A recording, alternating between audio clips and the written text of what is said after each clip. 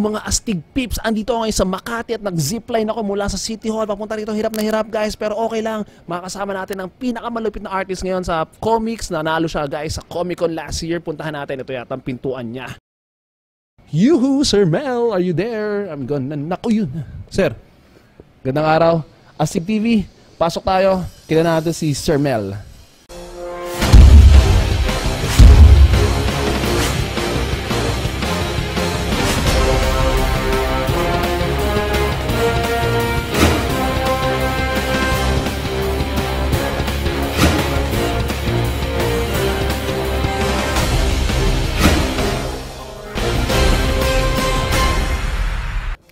Oh, 35, 36, 37. Uy! Andiyan na pala kayo guys! Ang init dito. Napakasaya kasi kasama ko ngayon na isa sa mga malulupit na artist dito sa Astig TV guys. Kasama natin para magpakilala kung ano pang Comic Con. Siyempre si Mel Kasipit. Pare, Mel, kamusta? Andito tayo sa kanyang bahay. Ito, ang dami natin mga artists guys. Mel, paano ka nag-umpisa dito sa ganitong klaseng pag-art, paggawa ng comics? Kasi nung bata pa lang ako, nagdo-drawing na talaga ako.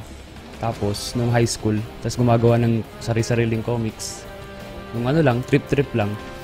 Ano yung mga dinodrawing mo? Mga more babae, robot, mga funny characters? Exposed kasi ako dati sa sa funny comics, kung naalala niyo yun. Yung parang anime yung nila nung late 90s na. So, bali ganun din yung mga drawings ko. Ano yung nagtutulak sa'yo para gawin pa to? Actually, yung gusto ko talagang kunin dati, fine arts. Kaso, yung pinakamalapit na school sa amin na mura, education lang yung tinuturo. Tapos yung pinaka-related na course dun, parang base IE, industrial education, tapos major in drafting. So, bali, nagdo-drawing din kami doon. Sir, ito, nanalo ka raw last year sa Comic Con. Tell us about something sa pagkapanalo mo. Paano mo na ito nasungkit? Kasi dati, nung nasa Pangasinan pa lang ako, nabalitaan ko yung Comic Con. Una, sumasali-sali pa lang ako. Pagkatapos nun, nung dito na ako nakapagtrabaho sa Manila, ayun, medyo tuloy-tuloy na yung pagsali ko sa Comic Con. Hanggang sa may nakita ko yung Comics Creation Contest. Pinakauna kong entry doon yung Baboy. Tapos yun yung una kong ginawang na-entry, tapos yun yung nanalong una. Tapos diretso yung 3 beses. So ito, parang ito yata yung collection nyo ng mga nanalo na. Ano yung mga nandyan? Bali, 3 to eh. Yung una, nung November 2008, yung Baboy 1. Yung story ng Baboy, parang nagiging monster siya, Baboy Ramo, tapos ayaw niya na after pag bumabalik sa pagkatao, na guys sa sarili niya kasi monster siya, parang ganun ba? Oo, parang ganun. Gusto niya mag-suicide na. Oo. Para maligtas yung mundo, siya na papatay niya. Parang ganun. Hindi ko makain siya ng mga tao eh. Pagkatapos nung nagsisisi siya, kaya siya nagpakamatay nung sa Baboy 1. Ako kasi mga inspiration, kayo ba nakakainak ba kayo ng tao? Hindi, di ba? Baboy. Oo naman. Kasi mga inspiration na ginagawa nyo. Sumunod dito yung dog style. Ay ba sir, nakapag-dog style na kayo? I mean yung yung mga ginagawa na sa pang-araw-araw. Hindi, yung dog kasi, yung paglangoy yun eh.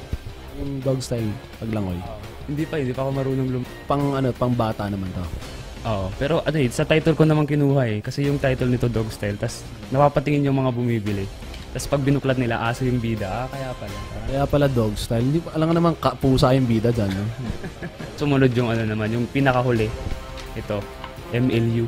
Parang university ba yan sir? Madramang lambingan sa umaga. Yun! Ito, based from experience ba to? Oo. Kasi to eh, yung girlfriend ko, yung ex ko, bali, ako saka siya, Mel saka Lulu. Mel and Lulu. Ayos parang autobiographical. Hindi naman autobiographical. Pero ginawan ko lang ng comics. Kasi yung tema nito, parang romance, love story, or drama. Drama, love story na lang yung ginawa. Ngayon na hindi mo na siya girlfriend, meron ka bang mensahe sa kanya, kay Lulu? Ngayon na sikat ka na sir. Hindi naman ako sikat eh. Sana masaya siya. Yun! Gawa pa siya si Lulu. Gawa natin ng mga Lulu style. So ano yung mga final message mo sa mga future artists natin dyan?